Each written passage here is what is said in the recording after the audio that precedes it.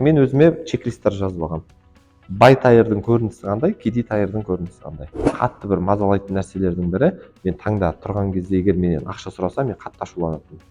Сен қай тайырсың? Бай тайыр әкесіне ақыл айтпайды. Бай тайыр ата-анасына ата-ана болмайды. Сәлем достар, сіздермен бірге Тайыр Нұғман, инфопродюсермін, сату саласының экспертімін, 2 кітаптың авторымын. Бүгін сіздермен өзімнің көп бөлісе бермейтін құпияларым бірмен бөлсем. Жалпы менің өмірімде 2 тайыр бар. Бұл бай және кедей тайыр.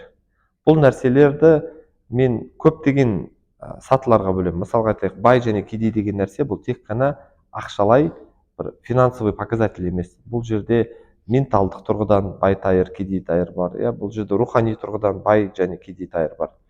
Осы жердегі бір керемет сіздермен лайфхакпен бөлісейін, өзімнің жасайтын, өміріме пайда беріп жатқан. Мысалға айтайық, мен өзіме чек-листтер жазып алғам. Бай тайырдың көрінісі қандай, кедей тайырдың көрінісі қандай. Кедей тайырдың ең бір жасайтын жақсы істерінің бірі, бұл еш уақытта өзіне ақша салмайды. Бұның өзіне уақыт бөлуге уақыты жоқ, және бұл өзіне ешқашан сыйлық бермейді. Бұл өзінің дамуына, кітапқа ақша қимайды, өйткені одан да маңызды заттары оның көп. Бұл үнемі кәсіп жасап жүреді.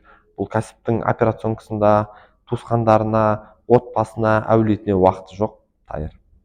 Екінші бай тайыршы.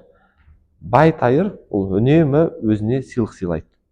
Ол үнемі аптасына кемі 1 рет немесе бірнеше рет барып кітап сатып алады кітап дүкендерінен.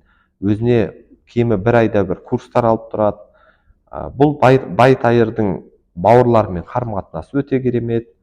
Ағаларына үнемі сыйлық сыйлап тұрады, бауырларына қамқорлық көрсетеді, ата-анасына үнемі сол кісілердің айтқанын орындап, қалауларына қарай өмір сүреді. Сол кісілердің разылығын алу үшін, о кісілердің звондаған сәтінде, мен тағы бір құпиямен бөлісейін, бұрын мені қатты бір мазалайтын нәрселердің бірі, мен таңда тұрған кезде егер менен ақша сұраса, мен қатты ашуланатынмын.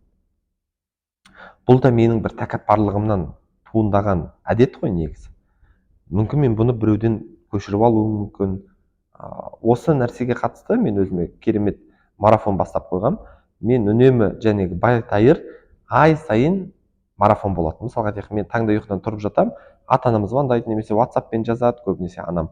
Тайыр, маған мынаған ақша керек еді десе, айтам, так, тайыр, сенде марафон басталды.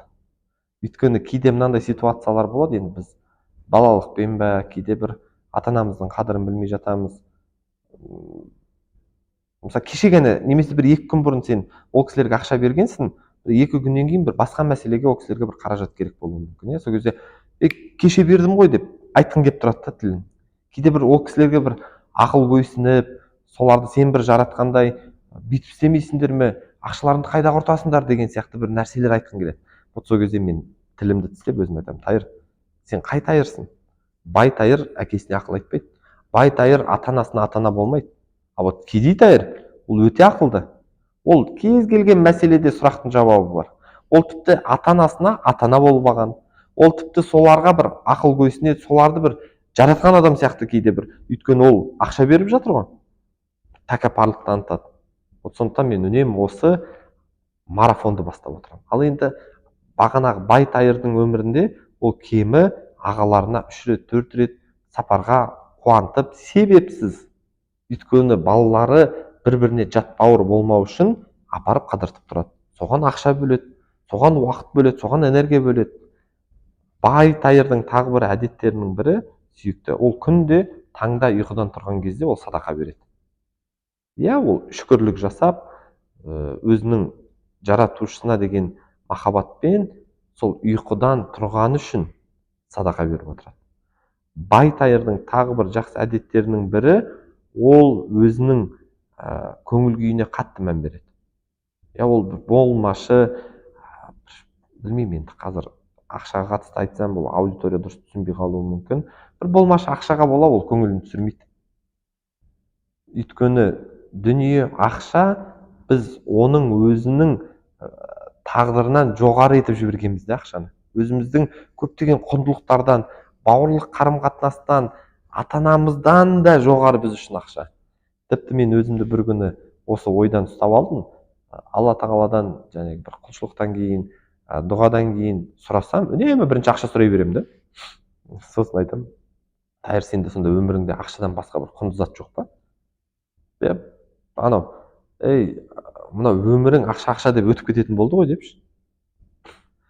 Бір күшті сөз бар ғой, біз нені қаласақ сол біздің сынағымыз деген. Көбінесе біз ақша қалаймыз. Миллиондар сұраймыз, миллиардтар сұраймыз. Жоқ, мен оны жаман демеймін. Ақша кір, ақша жаман деген ойдағы адам емеспін мен, сіздерге түсіндіре кетейін. Бірақ ақшадан да басқа үлкен қалаулар бар ғой.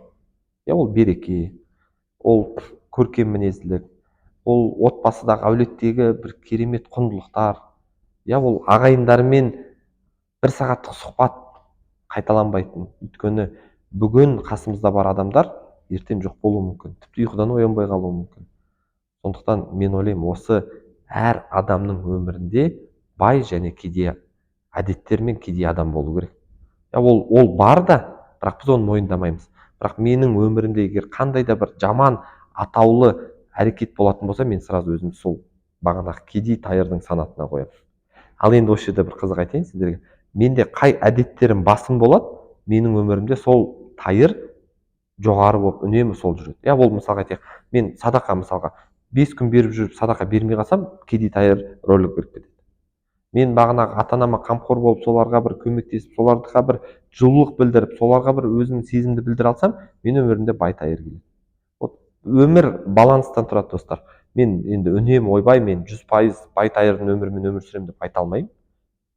Мына Тайырдың да өзінің болып кететін рөлі болады, бірақ менің ең дұрыс жасайтын әрекетім 51-де 49-да өмір сүру. Хотя бы 51% бай Тайырдың өмірімен өмір сүру. Ол рухани, менталдық, бағанағы мышленияда да, барлық нәрседе. Сондықтан достар, енді бұл менің ойым, жеке өзімнің жасайтын әдеттерім. Сіздердің өмірлеріңізде жалпы осы бай және кедей деген сияқты әдеттер бар ма? Өздеріңіздің жеке ойларыңызбен бөлісе кетіңіздер. Біздің YouTube арнамызға, біз үшін ол өте маңызды. Егер бұл бөліскен әдеттерім қызық болып жатса, тіпті елдерге WhatsApp-тан, Instagram-нан белгілеп қойыңыз, мен қуанып қалатын боламын.